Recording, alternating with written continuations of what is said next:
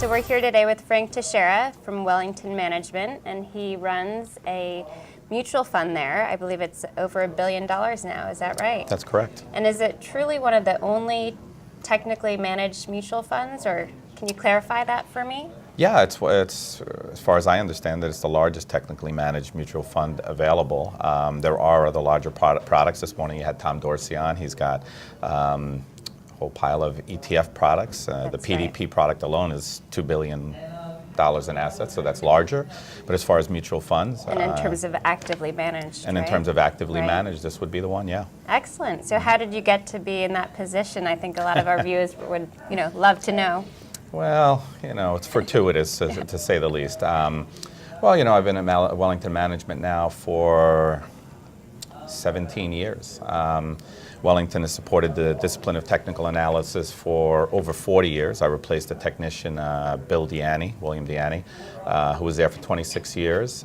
So he started this fund called Technical Equity back in, I want to say 1994. When I joined in 1997, I took over the fund, and as fate would have it, performance was pretty good. So you got noticed. Yeah, we got noticed. I think the moment where it really got noticed was in 2008 when the world, for lack of a better word, ended. The world ended, and I did a fairly decent job of preserving capital. I lost money, but when you lose half as much money as others, people then start looking for capital preservation. So I think that was really the genesis of what launched this. Yeah, and it seems like that really renewed focus on technical analysis in general, in a way, that period. Right. And how did you feel you came out of that? When did you feel like you got back on board with not just trying to preserve capital, but trying to so it's ride tricky the trends again? Yeah, it's tricky. So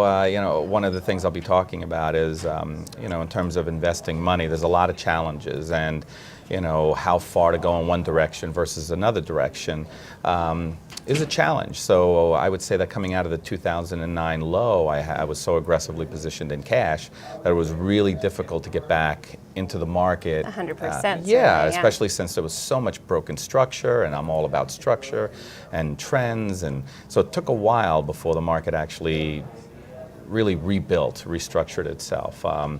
So the numbers, the performance has been really good over the past 5 years, but prior to that 09 through 11 period was fairly challenging. So you're really a self-proclaimed trend follower, and I believe you're something that differentiates you, to me at least, is that you really listen to the market. So and if it changes, you'll change with it. So I think it's really for me, I've been doing this for over 20 years, and I think the real dangerous part of what we do is this whole idea that we can forecast. I just think that a lot of people think they can forecast, but they really, really can't. And it's human nature to anchor to the times you actually did it well and did it right. And then to forget the dozen times. Yeah, we all do it. And so I really found that the best philosophy is trend following is a great philosophy. Momentum investing is a great philosophy. So using trend following. How would you differentiate between those two? Do you feel like they're one and the same, or? Well, they're not, right? Because you can have momentum stocks in a declining market, right? So, a momentum ETF, for example, would always be invested in the best momentum stocks, despite the stocks that are outperforming, regardless of structure. Okay, all right. So they could be trending down, but outperforming, right? Which would be defensive stocks in a bear market, right? Defensive stocks in a bear market. Whereas, since I'm a trend follower, I would default to cash in an environment like that. Protect capital, don't buy bad structure, only buy superior relative performance. So I do think that acknowledging what is so important in terms of investing, because we're always overreaching beyond what is in the hopes of thinking we could tell people what's going to be. How would you define a bad structure? Well, there's an art, right? So am I a pattern recognition guy? Sure, I like setups, I like to write patterns. I think all of that's,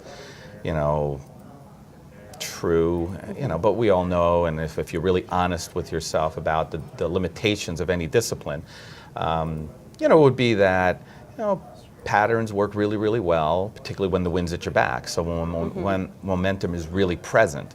As soon as momentum becomes less present, and it does, momentum is really present, less present, you get more false breakouts, more patterns Sure. don't actually they play out. don't do what they're supposed to do, They right? don't do what you remember they should do, right? And that's okay too, as long as you recognize it's failing and you incorporate what I think technicians do really well is a risk discipline, Of course. stop control, stop loss. Self-discipline. Yeah, self-discipline, exactly. Now, could you walk us through a typical day in your role as a technical, fund manager? Yeah, I can do that. So our process as portfolio managers begins bottom up, right? So we run a global portfolio, which is a lot of stocks, and I think, one of the things that, the portfolio has 100 stocks, right? There's thousands and thousands of stocks in the world, right? So let's say the opportunity set is 10,000 stocks. Yeah. That means you have to say no to 9,900 stocks. And you have to have a system in place to know what the rest What's of the them system? look like. Right, what's the system? And the system for me is, let's divide the world up into the outperformers versus the underperformers. And then let's divide the world up between, solid trends versus not good trends, good structure versus bad structure. Because as I said, you can have outperforming stocks with bad structure. And then from that opportunity set, how do you decide where you want to be versus other stocks? Well, it always comes down to relative performance, right? And if you look at, then the next step in our process would be, okay, let's look at the world top down. Where's the best performing part of the world? And for the better part of the last few years, it's been the US, right? So good structure in a lot of stocks in the US, good top-down structure of the US market versus the rest of the world, you should be overweight the US. How much you want to be overweight? Well, it's always a matter of preference, and this is always an ongoing discussion. There is no holy grail, but trying to make sure that you're overweight the best parts of the world, I think is a real good plan for trying to outperform. And then have you added any new tools to your repertoire? Or?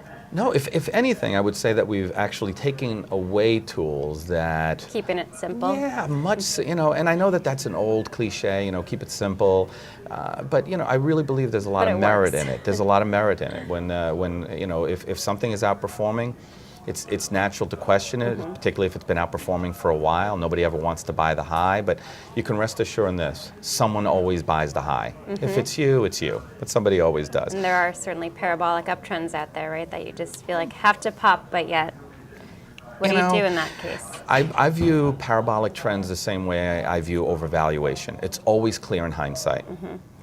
That was a parabola or that something was overvalued.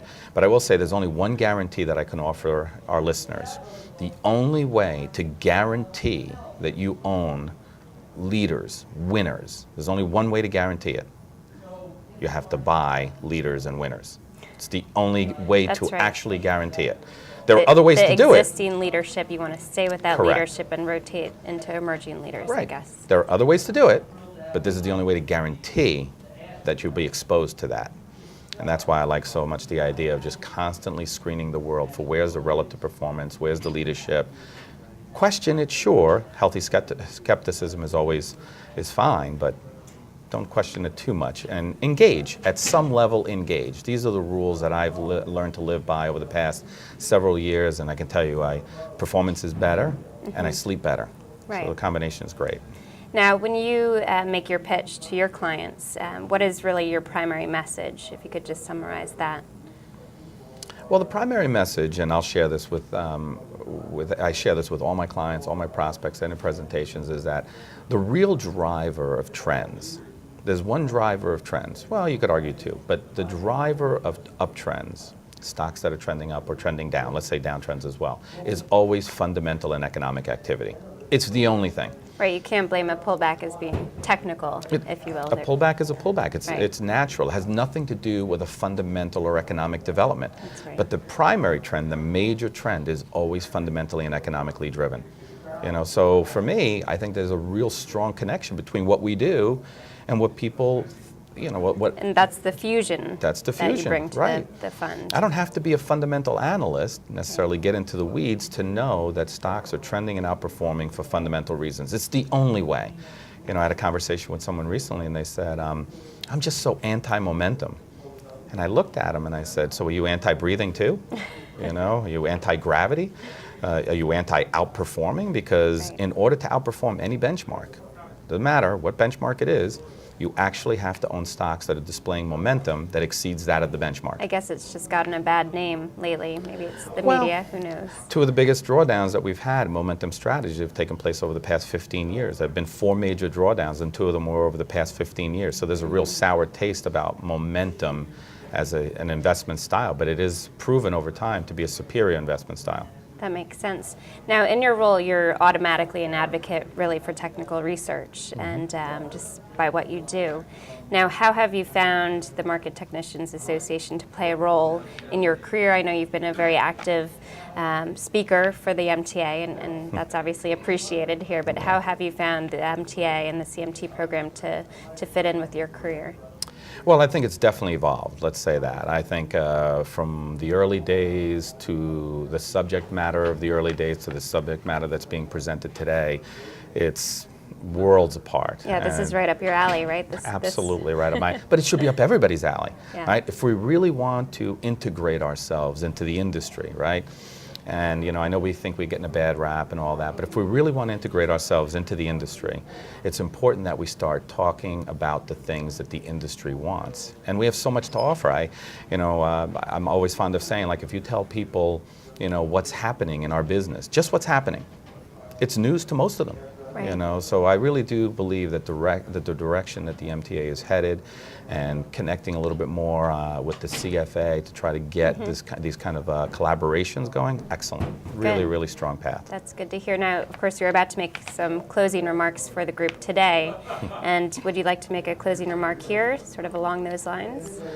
Oh boy, I'm not sure I have much of a closing remark other than to say, we live in an exciting period. I think investing in the stock market, particularly if you approach it with a discipline and some passion, is a really great way to make a living. And I couldn't be happier to be part of the organization and to be actually employed for doing something that I would nearly do for free. Excellent. Thank you, Frank. My pleasure.